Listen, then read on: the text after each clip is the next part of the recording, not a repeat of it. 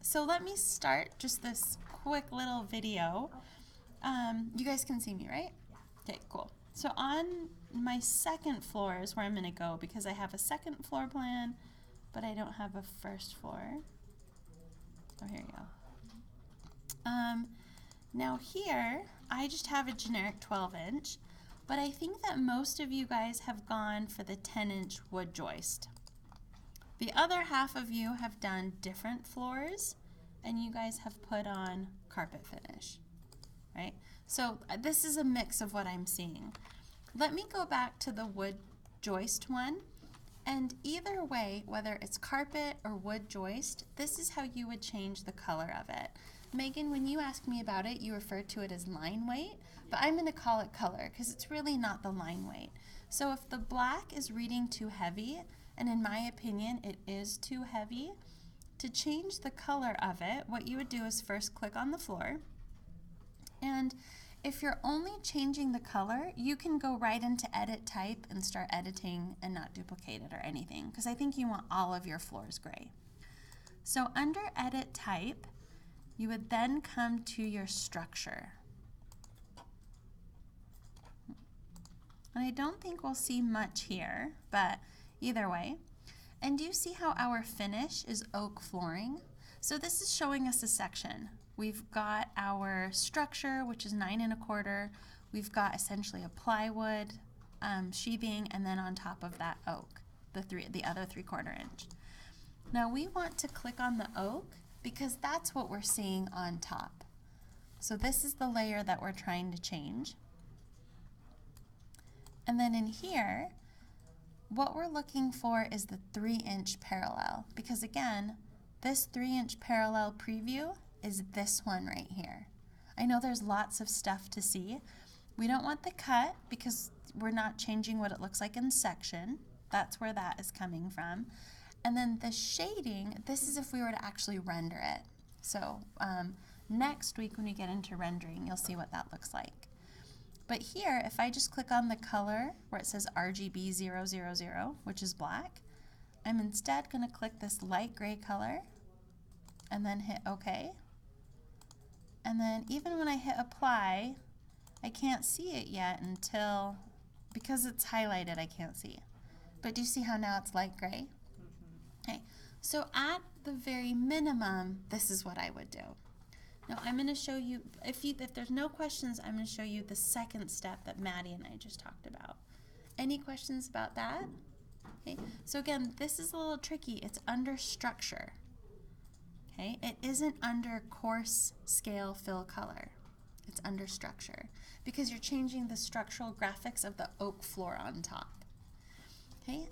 On top of that too, with your oak flooring, again, think about this. Do you want to change all of your oak flooring or just one? So when Maddie and I were working, I made her do a copy of it because I had no idea what it was going to look like. But now that I know that we were okay, I'm going to click on this. And remember, once you change one oak floor, you're going to change all of them. But when you scroll down after clicking on the 3-inch parallel, there's a few more options for you. One of them is wood board wide and also wood board. So let me see what wood board wide looks like. Okay. Looks a little bit more realistic, like a floor should look. And then the other one was just wood board.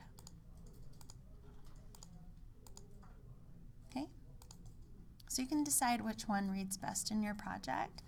But for any of these floors, the 3-inch parallel, any of the wood boards, go gray or it's going to look too dark. The other thing that I haven't played with, if you want to look into it, again, I have no idea what rabbit hole I'm about to jump into, but you can see that there's different ways to do a new fill or edit a fill. Let me do new, and you can decide kind of, and I guess it's really, really basic. You just kind of pick where the lines go. So I'm just going to call this test, and I'm going to do it custom. Nope, can't do custom, don't know what to do here.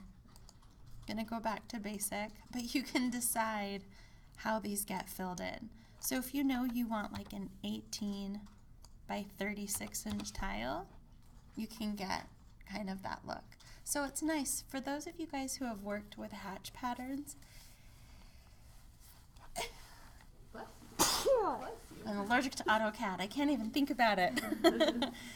For those of you who've worked in AutoCAD, you can't scale your hatch patterns. It's just kind of this generic size that goes in that you can scale and get approximate sizes, but in Revit you can do exact sizes here if you want to. So again, this isn't required. This is just kind of like an extra thing that if you want to play with it, you may.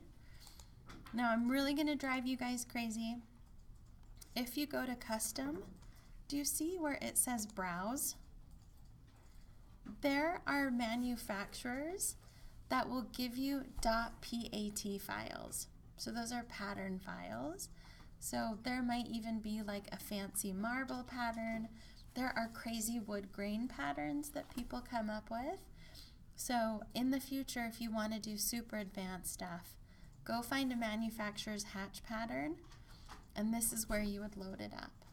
This is something I haven't done in Revit. Again, just because I don't get overly involved in finishes. For me, it's basically carpet, tile, gloss finish, matte finish. I don't get that detailed. But if that's something you want to look into and you find a treasure trove of awesome hatch patterns, let us know. It could be fun to see what's out there. When I taught AutoCAD, we would spend time on this. But now that I'm not teaching AutoCAD, I tend to gloss right over it, but it's there for you. Okay, so that was one of the advanced things that I was gonna show you. You can access the pattern and set the transparency on it too? You can, and those are in your... So what I would suggest to do for now would be just to go gray in your, what settings were those? In your structure settings. There is another manager that we can go into. Your project manager, where are we? Naima. It's in here somewhere. Why can't I see you? Under additional settings. So this gets pretty involved, but this is where you could go through in your line weights and set different transparencies and things like that. But this is, to be honest, it's not anything I want to start touching in this class yet. Last semester we had to, because remember that room separation line we drew? In the past that has been green, and so we've had to change it from green to black using this manager, but Revit listened to my prayers and changed it to black, so now it's just gone. And I'm sure there's another green line in here somewhere that we'll have to change, but we'll come back to that if and when we need to. Okay.